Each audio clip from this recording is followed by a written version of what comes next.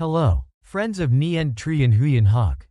Today, we continue with the next part of the story, the backing of the demonic sect's holy maiden.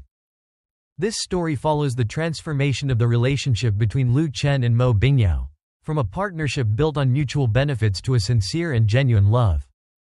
Chapter 2. Planning to Change Fate. Part 1. The Aftershock after the Secret Realm. The Secret Realm had closed, but its aftershocks had not. They did not erupt, they made no thunderous noise. Instead, they spread like a drop of ink falling into clear water, so faint at first that it was almost invisible, only to darken slowly with time. Lu Chen stood in the stone courtyard on the western side of the demonic sect, listening to the wind pass through the bone chimes. His eyes were calm, still as the surface of a winter lake. The rumors had arrived, exactly as he had predicted, but the speed at which they spread was enough to make anyone cautious. No one mentioned Lan Ruoxue's name directly. No one dared to point a finger and call out, "the Wanderer," either. Yet every whispered conversation revolved around two things: a flawed opportunity, and an outsider who had been right about far too many things. Linger placed a jade slip onto the stone table and said in a low voice, "3 towns, the same rumor in all of them, the cold jade pearl is not pure. A small sect has temporarily suspended cooperation because they're not confident in the source of the information." Lu Chen gave a slight nod. Good. Once people start using the words, "not confident," it means they have already stopped believing absolutely. Linger frowned. But there is another piece of news. Speak. Someone is gathering clues about the Wanderer. There is no public bounty, but people are asking for a price. A very faint smile touched Lu Chen's lips. So Lan Ruoxue has chosen the safest approach: polish her own image, then turn the blade toward the shadows. Linger gritted her teeth. Despicable.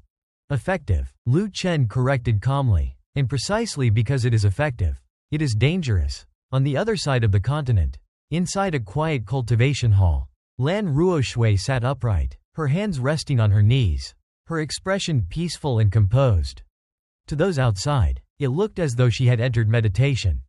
But inside, she was calculating. She did not deny what had happened in the secret realm, nor did she openly refute the rumors. She simply allowed those loyal to her to retell the story in the gentlest possible way: that a cunning rogue cultivator had mixed demonic energy into the matter, and that the righteous path was the true victim of this division. When an elder questioned her, she only replied, "This disciple was wrong for being too impatient." A confession that never touched the heart of the matter. Enough to preserve sympathy. Enough to buy time. And to her, time was gold. Xiao Feng came to visit her, but he did not stay long. He asked a few scattered questions, and his eyes avoided hers when she mentioned the Spirit Spring Lake. That avoidance was small, but sharp. When he left the hall, he stopped beneath the steps and looked toward the mountains. His hand gripped the hilt of his sword so tightly that his knuckles turned white. Someone was right, he thought. Then he immediately cursed himself for thinking such a thing. That was where the struggle began, not loud, but persistent. Back at the demonic sect, Mo Bingyao summoned Lu Chen to the rear hall. No greetings. No unnecessary words. "You have been put on a list," she said. "What list?" Lu Chen asked. "A list of people who need to be tested," she replied. "The righteous path will not kill you immediately. They will verify first." Lu Chen nodded. Verification is good. People only verify what they fear. Mo Bingyao looked at him for a moment, then continued, "From today onward, you will no longer remain only behind the scenes. When necessary, I will let you show yourself, at the right moment." Lu Chen understood. He would step into the light bit by bit. Enough to become bait, but not enough to become a target. "I am prepared," he said. Night fell.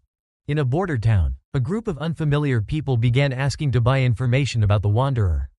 They offered a high price, but left no names behind. In another tavern, someone asked the opposite question. Who would dare place a bounty on him?